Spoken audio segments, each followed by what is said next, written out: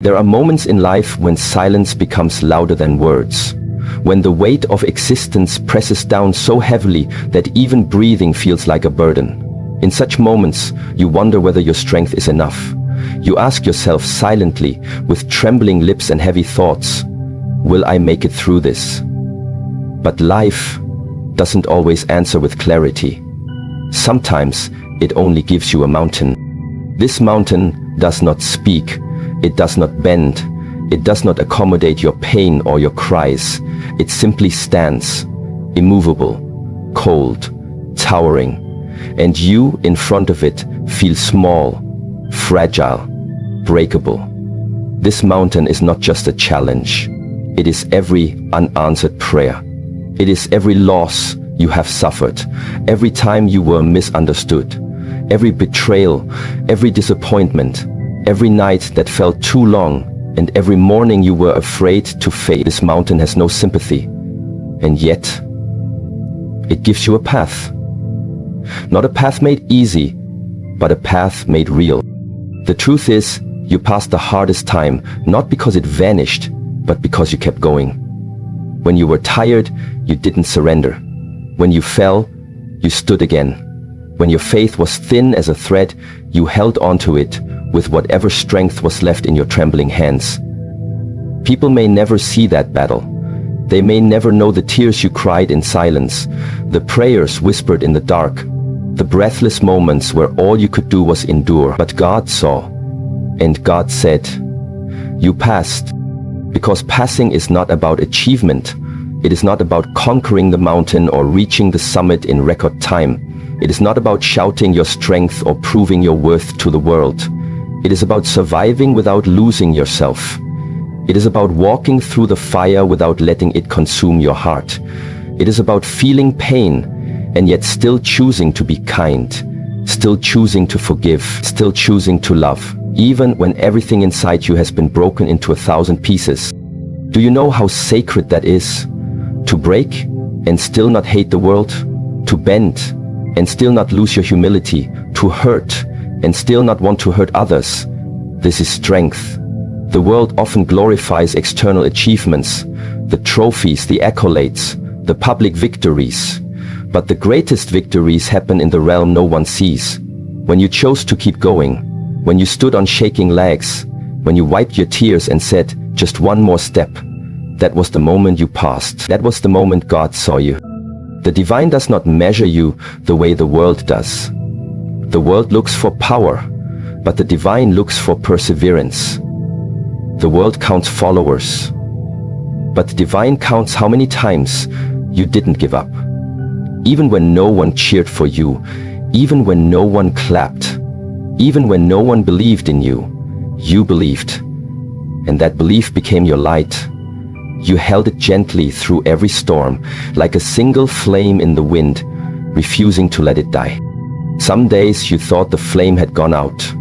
You felt nothing, no hope, no strength, only numbness. But even in that numbness, something deeper remained. The breath that kept rising and falling, the quiet voice inside that whispered, stay. And so you did. You stayed.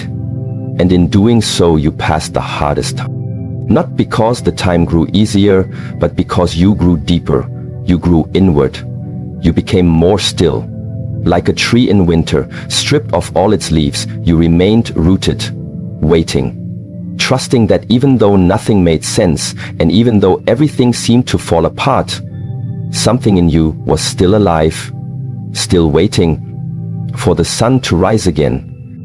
People may look at you today and see a calm face, a composed presence. They may admire your grace, your discipline, your resilience, but they don't know what it cost you to become this version of yourself. They don't know how many nights you cried alone. They don't know how many mornings you wanted to give up, but you didn't. And that is why you are here. Not because you were always strong, but because you chose not to let weakness define your story. You see, passing the hardest time is not about proving anything. It's about protecting something sacred within you. It's about holding on to your values when life tempts you to abandon them. It's about choosing silence over revenge, patience over anger, love over bitterness. These are the decisions that build a soul, not in moments of peace, but in moments of fire. Think of the times when you were betrayed, when someone you trusted turned away. You could have chosen to shut your heart, you could have become cold, but you didn't. You allowed the pain to visit you, but not to build a home within you. That is passing the test. That is what God sees, not just your scars, but how you chose to heal. Healing is a quiet, holy act. It doesn't shout. It doesn't demand recognition. It simply happens, softly, day by day, moment by moment.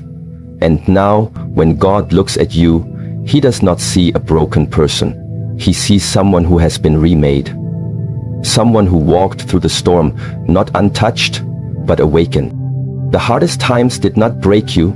They revealed you. They showed you what you are made of. You learned who was truly there for you. You learned how to rely on your breath, your discipline, your stillness. You discovered the sacred power of solitude. You learned that sometimes the most powerful thing you can do is rest, pause, and not chase, but receive. There is a time to climb the mountain, but there is also a time to sit in its shadow and be still, to close your eyes, to say, I am not where I want to be, but I am no longer where I was. That space in between, the place of becoming, is where transformation happens. You passed not because you ran fast, but because you walked slow and never stopped. You passed because you chose not to carry anger, even when you had every right to. You passed because you forgave others, not to set them free, but to set yourself free. You passed because you looked into the mirror and didn't turn away from your reflection. Even when you didn't like what you saw, you faced it. You stayed. You passed because you realized your worth is not determined by what you lost, nor by who left, nor by what others said about you. Your worth is determined by your breath, by your essence, by your ability to feel deeply and still choose peace. This is the unseen success. This is the invisible medal. This is the divine whisper that says you have made it. So now, walk not in pride, but in peace. You do not need to explain what you have been through. You do not need to justify your silence or your scars. You carry the mountain within you now. It is no longer something you fight. It is something you embody. The strength it gave you is quiet, like the earth beneath your feet. Firm, present, alive. Let others chase noise. Let others seek validation. You have already been validated by the divine. You passed. And because you passed, you can now guide others. Not with words alone, but with your presence. When someone breaks in front of you, you will not rush to fix them. You will simply sit, listen, hold space, because you know how it feels to not be seen. And now, you become the eyes that see, the ears that hear, the hands that do not judge, but simply hold.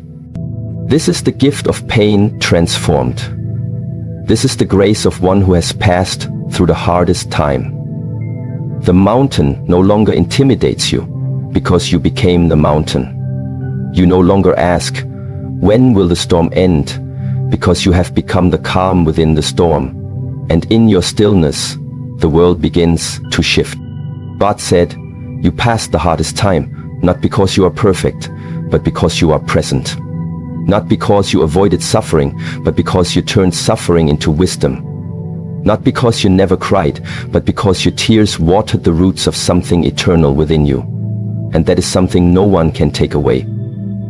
So now breathe, walk slowly, smile without reason, and remember, you passed, not by escaping the fire, but by walking through it with grace. You are not who you were before. You are something more, whole, more real, more true, and that is enough.